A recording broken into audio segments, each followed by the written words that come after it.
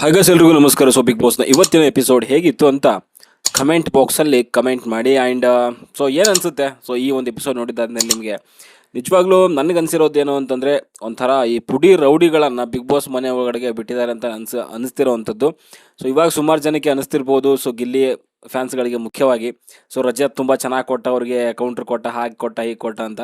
So ಅದು ಇವಾಗ ಚೆನ್ನಾಗಿ ಅನಿಸುತ್ತೆ ಹೊರಗಡೆ ಇದ್ದಾಗ, ಬಟ್ ಒಳಗಡೆ ಇದ್ದಾಗಲೇ ಗೊತ್ತಾಗುವಂಥದ್ದು. ಆ್ಯಂಡ್ ಆ ಶೋನ ಒಬ್ರು ಯಾರು ಸುಮಾರು ವರ್ಷಗಳಿಂದ ಫಾಲೋ ಮಾಡ್ಕೊಂಡು ಬರ್ತಿದ್ದಾರೆ, ಸೊ ಅವರಿಗೆ ಕ್ಲಿಯರಾಗಿ ಗೊತ್ತಾಗುತ್ತೆ ಈ ಥರದ ಒಂದು ಟಾಕ್ಸಿಗಳನ್ನು, ಈ ಥರದ ಒಂದು ಪುಡಿ ರೌಡಿಗಳ ರೀತಿ ಆಡೋವಂಥವ್ರನ್ನ, ಕೆಟ್ಟ ಕೆಟ್ಟ ಭಾಷೆಯಲ್ಲಿ ಮಾತಾಡುವಂಥವ್ರನ್ನ ಸೊ ಒಳಗಡೆಗೆ ಬಿಟ್ಟು ಏನು ಸಾಧಿಸಕ್ಕೆ ಹೊರಟಿದ್ದಾರೆ ಬಿಗ್ ಬಾಸ್ ಅಂತ ಅರ್ಥ ಆಗ್ತಿದೆ ನನಗೆ. ಬಿಗ್ ಬಾಸ್ ಅವರು ಅಂತ ಹೇಳಲಿಕ್ಕೆ ನನಗೆ ನಿಜವಾಗ್ಲೂ ನಾಚಿಕೆ ಆಗುತ್ತೆ. ಬಿಕಾಸ್ ಅವನಿಗೆ ಹೇಳಬೇಕು ಅಂದರೆ ಅವನಿಗೆ ಸೆಡೆ ಬಿಗ್ ಬಾಸ್ ಅಂತಲೇ ಹೇಳಬೇಕು.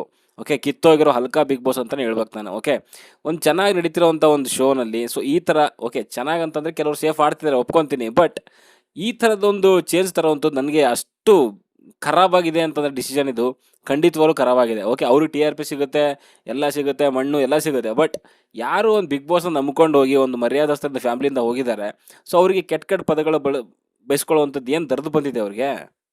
ಹಾಂ, ಅದೇನೋ ಹೇಳ್ತಾರಲ್ಲ, ಒಂದು ಒಳ್ಳೆ ಜೇನುಗೂಡಿಗೆ ಒಂಥರ ಏನೋ ಕಲ್ಲು ಹೊಡೆದಂಗೆ ಆಯ್ತಿದ್ದು ಒಬ್ಬರನ್ನ ಅವನು ಕರ್ಕೊಂಡು ಬಂದು. ಆ್ಯಂಡ್ ಇದು ಕಂಪ್ಲೀಟಾಗಿ ಬಿಗ್ ಬಾಸ್ ಮತ್ತು ಸುದೀಪ್ ಅವ್ರದ್ದೇ ಇದರಲ್ಲಿ ಇದ್ದಂತಹ ಒಂದು ಕಾಂಟ್ರಿಬ್ಯೂಷನ್ನು. ಓಕೆ, ಫಸ್ಟ್ ವೀಕ್ ಬಂದ ಏನೇನೋ ಮಾತಾಡ್ದ, ಅಲ್ಲಿಗೆ ಮುಗ್ದೋಯ್ತು.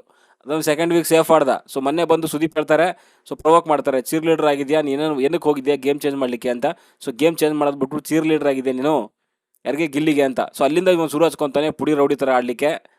ಹಾಂ, ನಾನು ಇವತ್ತು ನಾಮಿನೇಷನ್ನು ಯಾರು ಯಾವನ್ನ ನಾಮಿನೇಟ್ ಮಾಡಿದ್ರು ಯಾರು ಅದೆಲ್ಲ ಮಾತಾಡೋಕ್ಕೆ ಹೋಗಲ್ಲ ನಾನು. ಬಿಕಾಸ್ ಒಂದು ಶೋ ಅಂತ ಬಂದಾಗ ಒಂದು ಶೋದು ಏನಿರುತ್ತೆ ಘನತೆ ಗೌರವ ಅನ್ನೋಂಥದ್ದನ್ನ ಕಾಪಾಡ್ಕೊಬೇಕು. ಅದರಲ್ಲಿ ಈ ಹಲ್ಕಾ ನನ್ನ ಮಕ್ಕಳು ಬಂದು ಕಿತ್ತೋಗಿರೋ ಕಂಟೆಂಟ್ ಆಯಿತು. ಯಾವನಾದ್ರು ಯಾವ ಡ್ಯಾಶ್ ನನ್ನ ಮಗ ಹೇಳ್ತಾನೆ ಕಂಟೆಂಟು ಅಂತ ಇದನ್ನ. ಹಾಂ, ಅವ್ನು ರೀಸನ್ ಕೊಡಬೇಕು, ನಾಮಿನೇಷನ್ ಮಾಡಬೇಕು, ಸೇಫ್ ಆಗ್ತಿರೋರನ್ನ ಎಕ್ಸ್ಪೋಸ್ ಮಾಡಲಿ, ಏನೇ ಮಾಡಲಿ ಗುರು. ಬಟ್ ಅವಾಚ್ಯ ಶಬ್ದಗಳನ್ನ ಬಳಸೋವಂಥದ್ದು ನಾನು ಏನದು? ಹಾಂ, ಏನದು? ಅವರೆಲ್ಲ ರೊಮ್ಯಾನ್ಸ್ ಮಾಡ್ತಿದ್ದಾರೆ ಅಂತಂದರೆ ಏನಲ್ಲ, ರಾಶಿಕಾ ಅವ್ರ ತಂದೆ ತಾಯಿ ನೋಡ್ತಿರಲ್ವಾ? ಹಾಂ, ಸೂರಜ್ ಅವ್ರ ತಾಯಿ ನೋಡ್ತಿರಲ್ವಾ? ಈ ಬೋಳಿ ನನಗೆ ಬರ್ತದೆ ಇವಾಗ ಸರಿಯಾಗಿ ಬಾಯಿಗೆ, ಇವನೊಬ್ಬನಿಗೆ ಏನಾದರೂ ಇದ್ದಾರಾ? ಆ ಬೋಳಿ ಮಕ್ಕಳು ಬಿಗ್ ಬಾಸ್ ಅವರು ಏನೋ ಒಂದು TRPಗೋಸ್ಕರ ಯಾವನೋ ಒಬ್ಬನ ಚೂ ಬಿಟ್ಟು ಹಳೆ ಸೀಸನ್ನಿಂದ ಚೈತ್ರ ಅವನೇ ಏನಕ್ಕೆ ಬೇಕಾಗಿತ್ತು, ರಜತೆನೆ ಗೊತ್ತಲ್ವಾ ಪುಡಿ ರೌಡಿಗಳು ಯಾರು ಅಂತ ಹೇಳ್ಬಿಟ್ಟು ಬಿಗ್ ಬಾಸ್ ಸೀಸನ್ಗಳಲ್ಲಿ. ಅಂಥ ಹಲ್ಕಗಳನ್ನೆಲ್ಲ ಬಿಗ್ ಬಾಸ್ ಮನೆ ಒಳಗೆ ಬಿಡ್ತಾರೆ. ಅದನ್ನು ಪ್ರವೋಕ್ ಬೇರೆ ಮಾಡ್ತಾರೆ ಸುದೀಪ್ ಬಂದ್ಬಿಟ್ಟು ಲಾಸ್ಟ್ ವೀಕಲ್ಲಿ. ನಾಚಿಕೆ ಆಗೋದಿಲ್ವಾ ಇವ್ರು? ಈಗ ನೆಕ್ಸ್ಟ್ ವೀಕೆಂಡಲ್ಲಿ ಅದೇನು ಕಿತ್ತಾಕ್ತಾರೆ ನಾನು ನೋಡ್ತೀನಿ. ಬಿಗ್ ಬಾಸ್ ಅದ್ರಾಗಿರ್ಬೋದು, ಸುದೀಪ್ ಅದ್ರಾಗಿರ್ಬೋದು. ಸೆಡೆ ಅನ್ನೋ ಒಂದು ಪದಕ್ಕೆ ಯಾರಿಗೆ, ನಮ್ಮ ಸುದಿಗೆ ಎಷ್ಟು ಮಾತುಗಳು ಆಡಿದ್ರಲ್ಲ. ಸೊ ಈ ಎಷ್ಟೆಷ್ಟು ಮಾತಾಡಿದಾನಲ್ಲ, ಸೊ ಏನು ತಬಾಕ್ತಾರೆ ನಾನು ನೋಡ್ತೀನಿ ಈ ವೀಕೆಂಡಲ್ಲಿ. ಅಷ್ಟೇ ಖಡಕ್ಕಾಗಿ ಮಾತಾಡ್ತಾರೆ, ನೋಡೋಣ. ಯಾಕೆ ಹೇಳಿ? ಏನು ನನಗಂತೂ ಇವ್ರ ಮೇಲೆ ನಂಬಿಕೆನೇ ಇಲ್ಲ. ರಜತ್ಗೆ ಕ್ಲಾಸ್ ತಗೊತಾರೆ, ಏನು ಸುದಿಗೆ ಹೇಳಿದ್ರಲ್ಲ, ಸುದಿಗೆ ಎಷ್ಟು ಕ್ಲಾಸ್ ತೊಗೊಂಡ್ರು ಒಂದು ರಕ್ಷಿತಾಗೆ ಸೆಡೆ ಅನ್ನೋ ಅಂತ ಪದ ಮಾತಾಡಿದ್ದಕ್ಕೆ.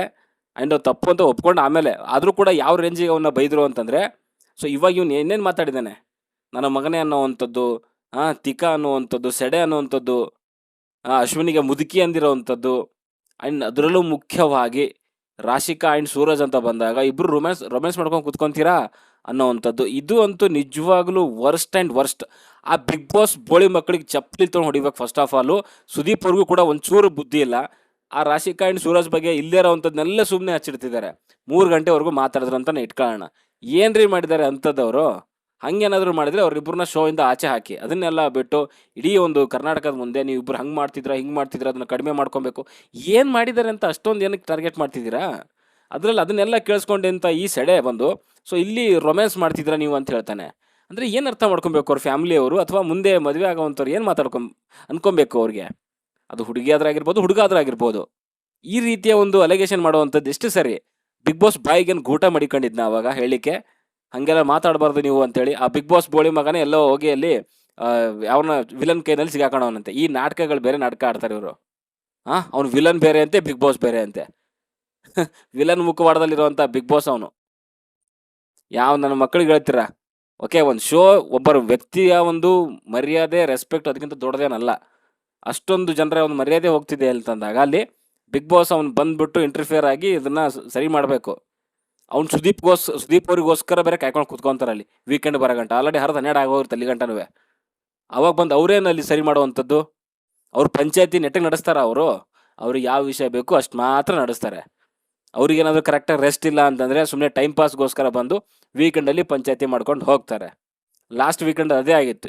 ಏನು ಕಿತ್ತಾಕೋ ಅಂತ ಅಲ್ಲಿ ಪಂಚಾಯತಿ ಮಾಡಿದ್ರಪ್ಪ. ಬ್ಯಾಕ್ ಎಂಡಲ್ಲಿ ಅವ್ರ ಸಿನಿಮಾ ಪ್ರಮೋಷನ್ ಇತ್ತು, ಯಾರ್ದೋ ಮೇ ಬಿ ಏನೋ ಫಂಕ್ಷನ್ ಇತ್ತು, ಅದನ್ನೆಲ್ಲ ನೋಡ್ಕೊಂಡು ಬಂದು ಎಪಿಸೋಡ್ ನೋಡೋಕ್ಕಾಗಿಲ್ಲ. ಸುಮ್ಮನೆ ಪ್ರಶ್ನೆಗಳನ್ನು ಇಟ್ಟರು, ಸೊ ಕೆಲವ್ರು ಆನ್ಸರ್ ಮಾಡಿದ್ರು, ಅಷ್ಟೇ ಮಾಡಿರೋವಂಥದ್ದು. ಅದು ಬಿಟ್ಟು ಇನ್ನೇನು ಪಂಚಾಯತಿ ಮಾಡಿಲ್ಲ. ಅಲ್ಲಿ ಪಂಚಾಯತಿ ಮಾಡಲಿಕ್ಕೆ ಸಿಕ್ಕಾಪಟ್ಟೆ ವಿಷಯಗಳಿದ್ವು, ಮಾಡಲಿಲ್ಲ. ಯಾಕೆ ಹೇಳಿ? ಅವ್ರದ್ದೇ ಶೋ. ಯಾವನೇನು ಅನ್ಕೊಂಡ್ರೇನು, ಕರ್ನಾಟಕ ಜನತೆ ಏನು ಮಾಡ್ತಾರೆ, ಬಿಗ್ ಬಾಸ್ ಅನ್ನುವಂಥದ್ದು ಒಂದು ರಿಯಾಲಿಟಿ ಶೋ, ದೊಡ್ಡ ರಿಯಾಲಿಟಿ ಶೋ ಇದು. ಸೊ ಇದನ್ನು ಸುಮ್ಮನೆ ನೋಡಿಕೊಂಡು ಫ್ಯಾನ್ಸ್ಗಳು ಅವ್ರ ಫ್ಯಾನ್ಸ್ಗಳು ಇವ್ರಿಗೆ ಬೈತಾರೆ, ಇವ್ರ ಫ್ಯಾನ್ಸ್ಗಳು ಅವ್ರಿಗೆ ಬೈತಾರೆ, ಅಷ್ಟೇ ಆಗುವಂಥದ್ದು. ಗಿಲ್ಲಿ ಜೊತೆಗೆ ಕಾವ್ಯ ಒಂದು 2 ದಿನ ಚೆನ್ನಾಗಿದ್ರೆ ಜೈ ಕಾವ್ಯ ಅಂತೀವಿ ನಾವು. ಅದಾದ್ಮೇಲೆ ರಘು ಒಂದು 2 ದಿನ ಚೆನ್ನಾಗಿದ್ರೆ ಜೈ ರಘು ಅಂತೇಳ್ಬಿಟ್ಟು ಇವನಿಗೊಂದು 50 ಓಟು, ಇವನಿಗೊಂದು 50 ಓಟು, ಮುಗಿತಲ್ಲಿಗೆ.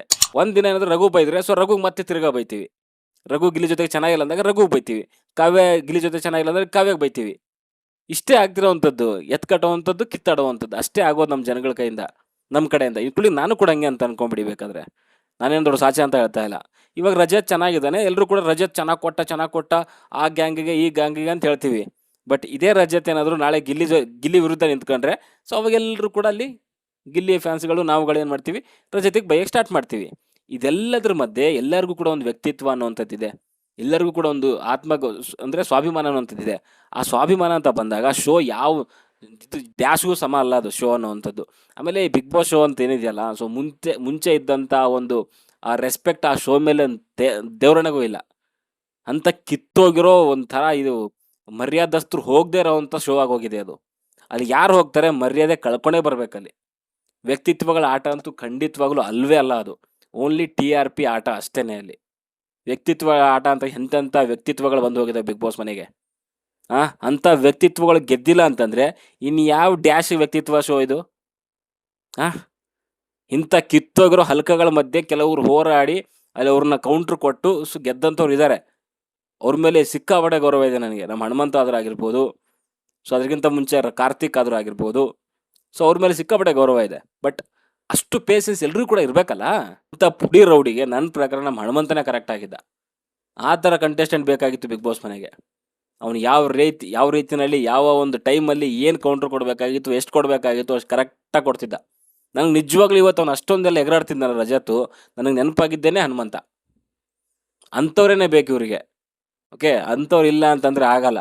ಸುಮ್ಮನೆ ಆ ಕಡೆಯಿಂದನೂ ಕಿರ್ಚಾಡಿ ಈ ಕಡೆಯಿಂದ ಕಿರ್ಚಾಡಿ ಏನು ಉಪಯೋಗ ಇಲ್ಲ ಅಲ್ಲಿ. ಬಿಕಾಸ್ ಅವ್ನು ಬಿಗ್ ಬಾಸ್ ಶಿಷ್ಯ ರೀ, ಅವನು ಡೈರೆಕ್ಟ್ರಿ, ಅವನು ಇದಾನಲ್ಲ, ಅವನು ಶಿಷ್ಯ. ಅವನಿಗೆ ಯಾಕೆ ಬಿಟ್ಟಿದ್ದಾರೆ ಬಿಗ್ ಬಾಸ್ ಮನೆಗೆ? ಹೋಗು, ಚೆನ್ನಾಗಿ ಜೇನ್ಗೂಡ್ ಥರ ಇದ್ದಾರೆ ಅವರು, ಒಂದು ಕಲ್ಲು ಹೊಡೆದು ಬಾ ಅನ್ನೋ ರೀತಿಯಲ್ಲೇ ಕಳಿಸಿರೋವಂಥದ್ದು. ಫ್ರೀ ಹ್ಯಾಂಡ್ ಬಿಟ್ಟು ಕಳಿಸಿದ್ದಾರೆ.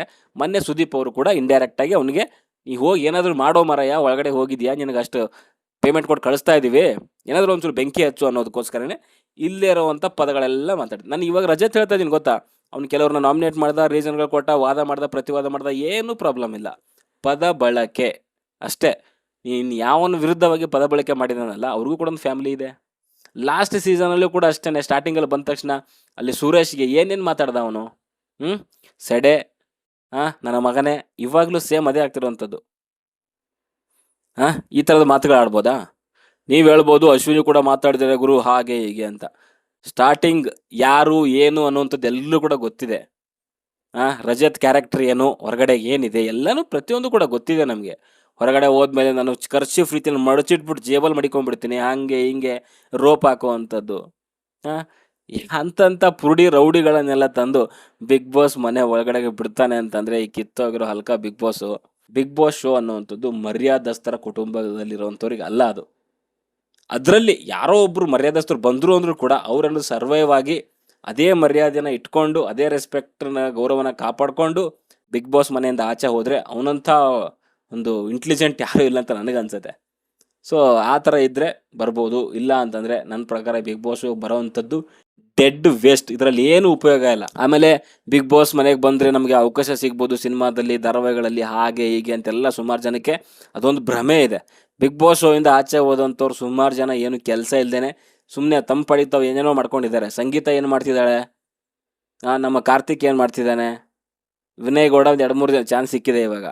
ಅಂಥವ್ರು ಸುಮಾರು ಜನ ಹೋಗಿದ್ದಾರೆ. ನಮ್ಮ ಪಾವಗಡ ಮಂಜು ವಿನ್ನರ್, ಅವನೇನು ಮಾಡ್ತಿದ್ದಾನೆ, ಕಾಣಿಸ್ಕೊಳ್ಳೋದೇ ಇಲ್ಲ ಅಂತಾನೆ ಇವಾಗ. ಯಾರು ಏನು ಮಾಡ್ತಿದ್ದಾರೆ, ಯಾವೊಂದು ₹1 ಉಪಯೋಗ ಇಲ್ಲ ಗುರು, ಹೇಳ್ತೀನಿ ಕೇಳಿ. ಬಿಗ್ ಬಾಸ್ ಶೋ ಅನ್ನೋವಂಥದ್ದು ಒಂದು ರೆಸ್ಪೆಕ್ಟು ಆಟ ಅನ್ನೋದು ಮುಂಚೆ ಇತ್ತು. ಮೊದಲಿನ ಥರ ಬಿಗ್ ಬಾಸು ಇಲ್ಲ, ಆ ಡೈರೆಕ್ಟ್ರು ಇಲ್ಲ, ಸುದೀಪ್ ಅವರಂತೂ ಖಂಡಿತವಾಗ್ಲೂ ಇಲ್ಲ. ಅವಾಗಿನ ಸುದೀಪ್ಗೂ ಇವಾಗಿನ ಸುದೀಪ್ಗೂ ಸಿಕ್ಕಾಪಟ್ಟೆ ಚೇಂಜಸ್ ಇದೆ. ಇವಾಗ ಮಾಡ್ತಿರೋವಂಥದ್ದು ಕೇವಲ ಪೇಮೆಂಟ್ಗೋಸ್ಕರ ಅಷ್ಟೇ, ಅದು ಬಿಟ್ಟರೆ ಇನ್ನೇನೂ ಇಲ್ಲ. ಇದು ನನ್ನ ಅಭಿಪ್ರಾಯ. ಓಕೆ, ಬಿಗ್ ಬಾಸ್ ಮನೆ ಒಳಗೆ ಈ ಥರ ಕಚಡವಾಗಿ ಆಡೋದಕ್ಕಿಂತ ನನ್ನ ಪ್ರಕಾರ ಸೇಫಾಗಿ ಸ್ಪಂದನ ಆ್ಯಂಡ್ ಇನ್ನೂ ಅಭಿ ಇದ್ರಲ್ಲ ಅವ್ರ ಥರ ಆಡಿ ಮರ್ಯಾದೆಯಿಂದನೇ ಹೊರಗಡೆ ಹೋಗುವಂಥದ್ದು ಬೆಟರ್ ಅಂತ ನನಗನ್ಸುತ್ತೆ. ನನಗಿವತ್ತು ಸ್ಪಂದನ ಆಡುವಂಥದ್ದೇ ನಿಜ ಅನ್ಸುತ್ತೆ. ಅಲ್ಲ, ರಜತ್ ಅಷ್ಟೊಂದೆಲ್ಲ ಮಾತಾಡಿದ್ರು ಸ್ಪಂದನಾಗೆ, ಬಟ್ ಅವ್ರು ಏನು ಮಾತಾಡಬೇಕು ಅಷ್ಟೇ ಮಾತಾಡಿದ್ರು. ಇಂಥ ಕಚಡವಾಗಿ ಆಡೋದಕ್ಕಿಂತ ನನ್ನ ಪ್ರಕಾರ ಸ್ಪಂದನ ಅವ್ರ ಥರ ಸೇಫಾಗಿ ಆಡೋದೇ ಬೆಟರ್. ರಾಶಿಕಾ ಮೇಲೆ ಅಂಥ ಒಂದು ಆಪಾದನೆ ಮಾಡುವಂಥದ್ದು ಏನಿತ್ತು ಇವನಿಗೆ? ರೊಮ್ಯಾನ್ಸ್ ಮಾಡ್ಕೊಂಡು ಕೂತಿರ್ತಾರೆ ಅಂತಂದರೆ ಅವು ಏನು ಮಾತಾಡ್ತಾನಪ್ಪ. ಸೊ ನನಗೆ ಅನ್ಸಿರೋದನ್ನ ಹೇಳಿದ್ರೆ ಹಂಚ್ಕೊಂಡಿದ್ದೀನಿ. ಆ್ಯಂಡ್ ಯಾರ್ಯಾರು ನಾಮಿನೇಷನ್ ಆಗಿದ್ರೆಲ್ಲ ಗೊತ್ತಿದೆ ನಿಮಗೆ. ಆ್ಯಂಡ್ ಕೊನೆಗೆ ನಾನು ಇನ್ನೊಂದು ಹೇಳ್ತೀನಿ ಏನಂತಂದರೆ, ಸೊ ಓನ್ಲಿ ಕೆಟ್ಟ ಪದಗಳು ಮಾತಾಡಿದ ತಕ್ಷಣ ಹೈಲೈಟ್ ಆಗ್ತಾರೆ ಅಂತಲ್ಲ. ಸೊ ಗಿಲ್ಲಿ 80 to 85% ಏನಕ್ಕೆ ಡಾಮಿನೇಟ್ ಮಾಡಿದ್ದಾನೆ ಅಂತಂದರೆ ಅವನ ಆಟದಿಂದ. ಹೌದು, ಖಂಡಿತವಾಗ್ಲೂ ಅಲ್ಲಿರುವಂಥ ಕಂಟೆಸ್ಟೆಂಟ್ಗಳಿಗೆ ರೇಗಿಸ್ತಾ ಇದ್ದಾನೆ, ಇರಿಟೇಟ್ ಆಗ್ತಾಯಿದೆ, ಎಲ್ಲ ಆಗ್ತಾಯಿದೆ. ಸೊ ಅವನಿಗೆ ಯಾವ ರೀತಿಯಲ್ಲಿ ಟ್ಯಾಕಲ್ ಮಾಡಬೇಕಾಗಿತ್ತು. ಸೊ ಅವ್ರು ಮಾಡಲಿಲ್ಲ. ಆ್ಯಂಡ್ ಇವಾಗ ಅದನ್ನು ಅರ್ಥ ಮಾಡ್ಕೊತಿದ್ದಾರೆ, ನಾಮಿನೇಷನಲ್ಲಿ ಅವ್ನ ಹೆಸರು ತೊಗೊತಿದ್ದಾರೆ, ಅದೇ ಕಾರಣಗಳು ಕೊಟ್ಟು ಅವ್ನು ಮೇ ಬಿ ಅದನ್ನು ಚೇಂಜ್ ಮಾಡ್ಕೊತಾನೆ. ಇದನ್ನು ಮುಂಚೆನೇ ಮಾಡಬೇಕಾಗಿತ್ತು. ಬಟ್ ಆದರೂ ಕೂಡ ಅವ್ನು ಯಾವತ್ತೂ ಕೂಡ ಅವಾಚ್ಯ ಶಬ್ದಗಳನ್ನು ಬಳಸಿಲ್ಲ ಇಲ್ಲಿವರೆಗೂ ಕೂಡ. ಓಕೆ, ಸೊ ಅದೊಂದು ವಯಸ್ಸಿನ ವಿಚಾರದಲ್ಲಿ ಕೆಲವೊಂದು ಮಾತುಗಳಾಡಿದ್ದಾನೆ ಅನ್ನೋದು ಬಿಟ್ಟರೆ ಅವಾಚ್ಯ ಶಬ್ದಗಳನ್ನ ಎಲ್ಲೂ ಕೂಡ ಬಳಸಿಲ್ಲ. ಬಟ್ ಇವನು ಬಂದು ಒಂದು 2 ವಾರಕ್ಕೆ ಈ ರೀತಿಯಲ್ಲಿ ಅವಾಚ್ಯ ಶಬ್ದಗಳು, ಅದು ಪ್ರವೋಕ್ ಮಾಡಿದ್ದಾದಮೇಲೆ, ಅದು ಸುದೀಪ್ ಅವರು ಬಂದು ಜ್ಞಾಪಿಸಿದ್ದಾದಮೇಲೆ ನೀ ಏನಕ್ಕೆ ಹೋಗಿದೆ ಅಂತಂದಮೇಲೆ. ಸೊ ಇಂಥ ಶೋನಲ್ಲಿ ಅಲ್ಲಿ ಕಂಟೆಸ್ಟೆಂಟ್ಗಳು ಏನಕ್ಕಂತ ಹೋಗ್ಬೇಕಲ್ಲಿ. ಸೊ ನನ್ನ ಅನಿಸಿಕೆ ಅಭಿಪ್ರಾಯಗಳನ್ನು ಹಂಚ್ಕೊಂಡಿದ್ದೀನಿ. ನಾನು ಇವಾಗಲೂ ಹೇಳ್ತೀನಿ ಕೇಳಿ, ಬಿಗ್ ಬಾಸ್ ಶೋ ಅನ್ನೋಂಥದ್ದು ಒಬ್ಬ ವ್ಯಕ್ತಿಯ ವ್ಯಕ್ತಿತ್ವಕ್ಕಿಂತ ದೊಡ್ಡದೇನಲ್ಲ ನನ್ನ ಪ್ರಕಾರ.